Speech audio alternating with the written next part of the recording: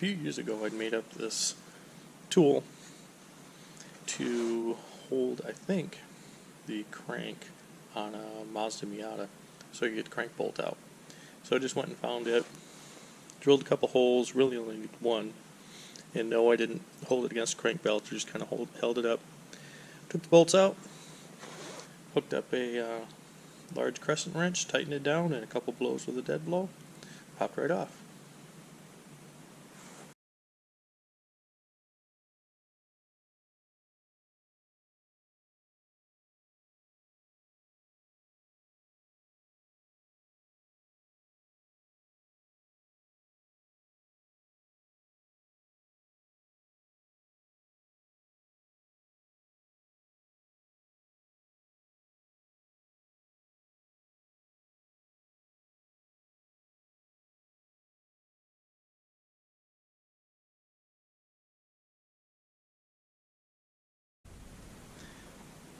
As you can see, I got the water pump pulley off, I guess you'd say the harmonic balancer lower pulley off, took the covers off, and now I'm going to check the alignments. I think it's this line here to the bottom, but I just want to check my book and find out where the cam's supposed to be lined up. I can't quite remember it now, so I'll check the book and find out, and we'll move on from there. This is the book I read on a couple of forums that was really good for the E30s, and it's been invaluable. It's by Bentley Publishing, but it has all the torque specs, the troubleshooting guide I used to figure out that the crank position sensor was bad, so if you're doing an E30, this is the one to get. Looked into the manual and found, yes, this is correct. So there's a line here on the crankshaft, and hopefully it'll show up. There's a little V on the case itself. And then if we move up, you can see there's a little line here. Yep, my finger was over it. And that lines up with a line on the cylinder head. So we are timed and at top dead center. So now we can loosen everything and start taking everything off.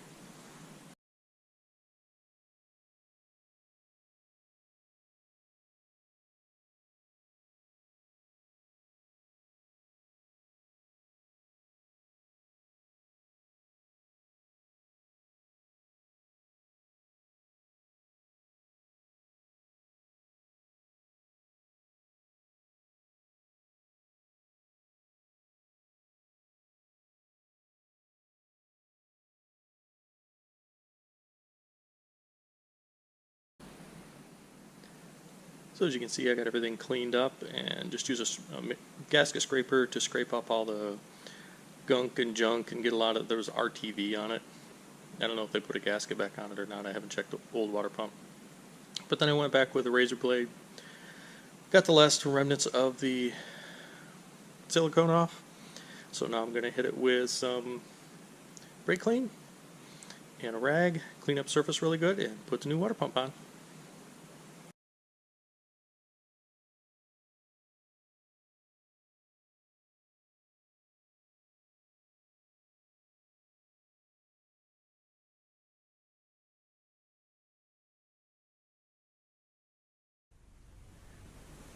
That's pretty simple. Water pump is on. I went and checked for torque specs and didn't see them, so I just gave it a really good snug, plus a little bit. Don't want to destroy the gasket, but that should be tight enough. So I ordered, this is what we used on a race car the first time.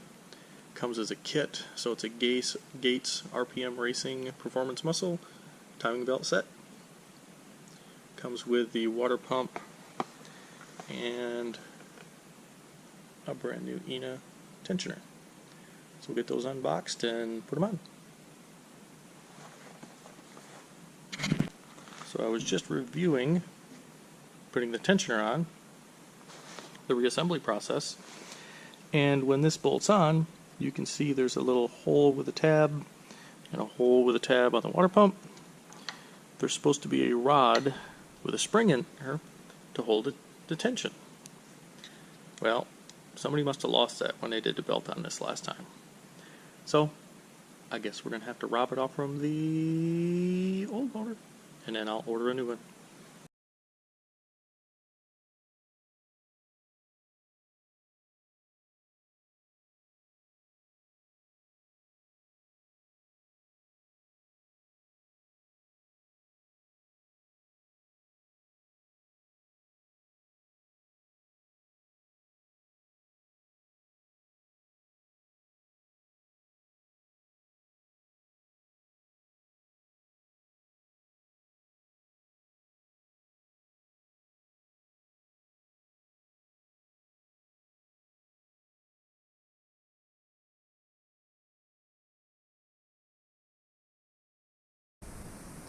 Well, that didn't take too long. It was a lot quicker for you guys than it was for me, but it only took about 10 minutes. So now we will put the new tensioner on and kind of move it out of the position so we can put the new belt on.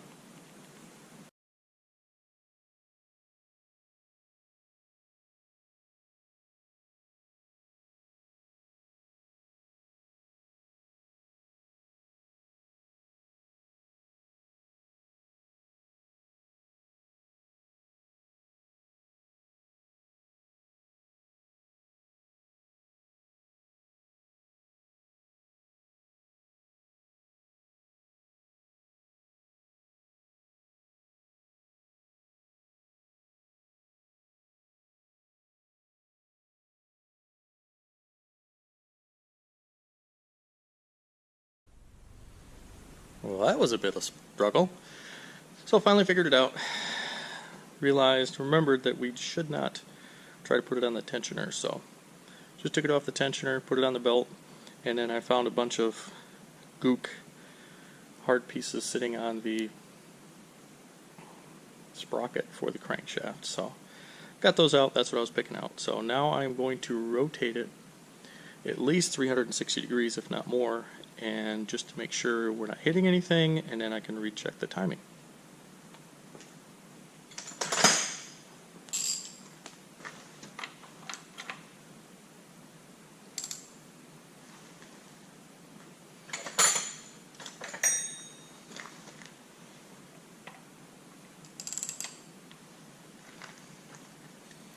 Looks like it was a little bound up on the bottom. Get the tension back.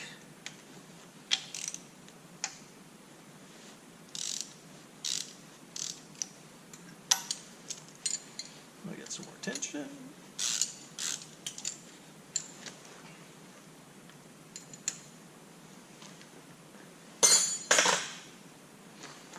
Come back and double check the marks.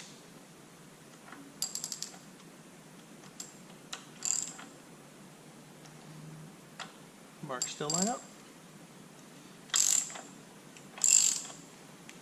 I'm not feeling anything.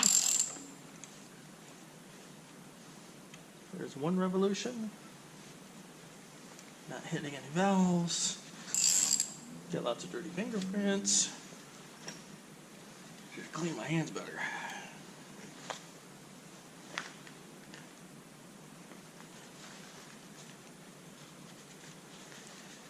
Look at that goop.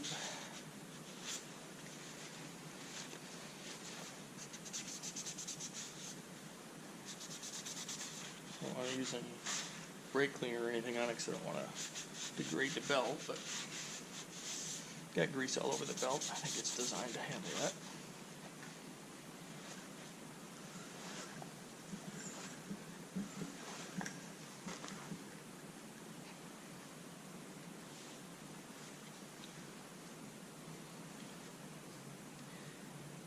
There we are after multiple revolutions, and our timing marks are still good. So I'll check the manual for the torque and torque both those bolts down. Yep. So I checked the manual, and it's 22 newton meters or 16 foot-pounds plus or minus 2.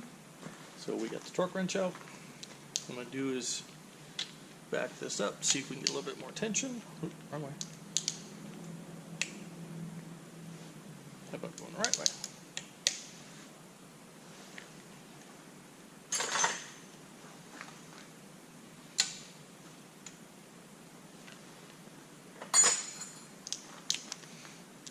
our 16 foot-pounds.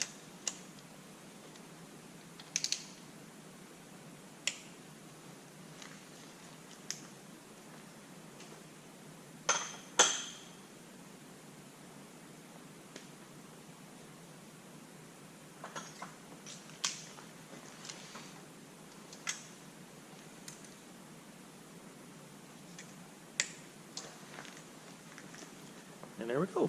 We have a new timing belt, water pump, and tensioner with the cam tensioning spring in there to make sure the tension is correct on the belt. So I'll clean the belt. Next thing I want to take care of is the valve cover. So we know the gasket's leaking, so I'm going to pull the gasket off, but I'm also going to, since I'm in there, check the valves on all the cylinders, and I have it at top dead center, so that's going to help a lot.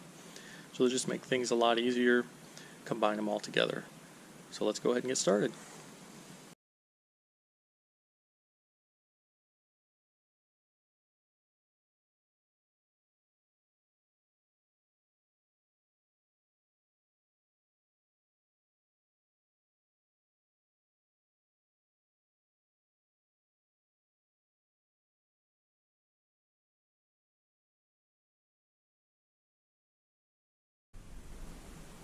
As you saw from the earlier shot, valve cover looks really good. Looks like somebody had just gone in here and cleaned this.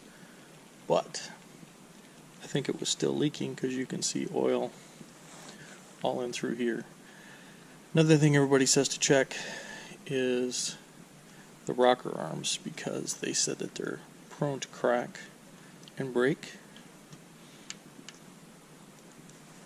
So I don't see any excessive wear or anything bad on these. And I know the light's poor, but inside of the valve cover, or the head, is not gunked up or with oil or anything else. So I'll get my flashlight out and do a quick inspection, make sure the oil galleys are clean for returning, and I'll clean up the surface and get down to checking some valve clearance. Checked all the valve clearances and everything is in specification. So somebody might have just done this, but it's better to know. Everything is slightly tight to a little bit loose 10, so it's supposed to be about 10 to 12. So we're going to leave that.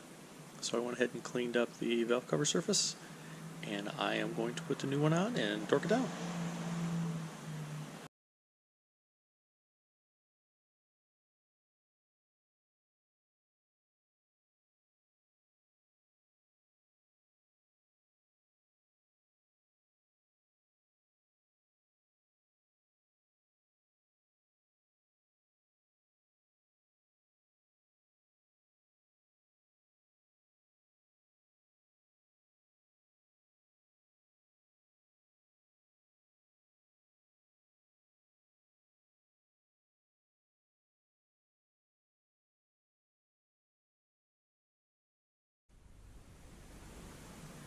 That's quite straightforward. I think I'm going to clean up the valve cover a little bit, and then we're going to put the covers and stuff on the timing belt, because that is all done.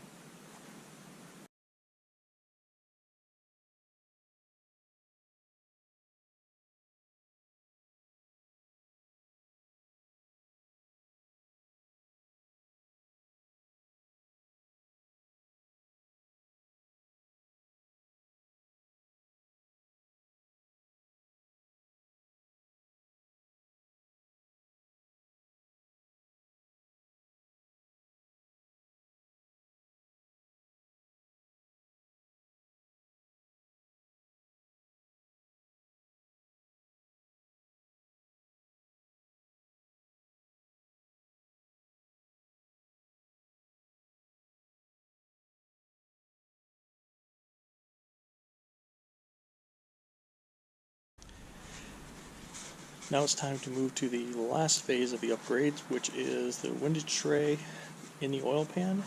So I want to take the oil pan off because I know it's leaking, and put a new gasket on that, and then put the windage tray in, and I'm going to check and see, make sure all the parts look right, figure out how to do the windage tray, and then we'll start taking things apart.